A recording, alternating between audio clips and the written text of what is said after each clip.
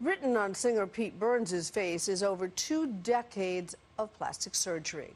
The megastar of 1980s British pop was known for his flamboyant appearance, but nothing prepared the public for the radical experiments Burns conducted on his own face.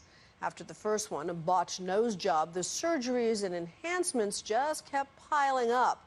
Dozens upon dozens of injections and procedures, steroids, filler, and tissue reconstruction. Now, Nick Watt goes face to face with the man who can't stop changing his. Pete Burns was an electro-pop god of the 1980s, the striking, androgynous frontman of British band Dead or Alive. He found global fame with You Spin Me Right Round. 25 years later, we meet in a London hotel to discuss what has happened to his face. I mean, you were a beautiful man, you were lauded. Why did you want to change it? I just wanted to change it. The first incision of the surgeon's knife, a botched nose job.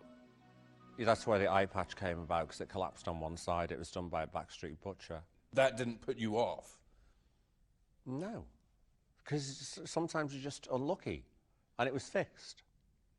If you can fix it, if it goes wrong, if you can fix it, I don't see it as any big drama. Can I look up for me? The nose was fixed, and Burns has continued to alter his appearance with makeup, tattoos, hundreds of injections, and surgeries. I'd rather go through 2 hours of pain and then have 18 months of self-satisfaction and walk around thinking if only, but I haven't got the courage. I see it as an art form.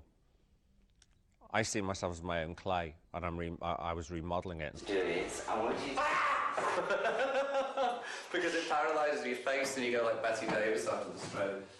And so where do you think this desire, where do you think this sort of drive came to? It's been in me since early childhood, when I was getting bottles of Dylon shoe dye and pouring them over my head to make my hair green. But in 2000, a near fatal decision, a lip implant that would change his face forever, that would take Pete Burns to the verge of death. The surgeon, Dr. Maurizio Weil. I developed rashes and stuff around the mouth from it, and he'd just say, oh, I'll put some steroids in, the rashes will go, and then I developed lumps, and he'd say, that's a deposit of the product. What I'll do is put more product around it and bury it, and he just kept injecting me and injecting me. After 4 years, crisis point. I woke up after doing a song with the Scissor Sisters, and my lip was at least 18 inches away from my face, the lower lip. It was huge, like this big, just swollen, like a ubangi. But when you wake up and your Adam's apple has come out here further than your jaw, and one side of your face is so swollen you can't open your eye, and there's yellow discharge, not just leaking, squirting with a hiss, it would squirt from my face. It was like one of the worst science fiction or horror movies you could ever see. Burns had just released a greatest hits album. He should have been touring, but he couldn't even show his face in public. I went as far as LA and New York to see specialists, and all they could recommend was amputation. Eventually, his lips were saved by an Italian surgeon who specializes in rebuilding faces eaten away by cancer. Burns endured 2 years of intensive treatment. It was removing what amounted to pints of fluid that my body would produce to try and fight this substance that was in me. I had 11 kidney stones, near liver failure, thrombosis, nearly lost sight in one eye, and couldn't eat food. I had to be intravenously fed. So for 2 years like that.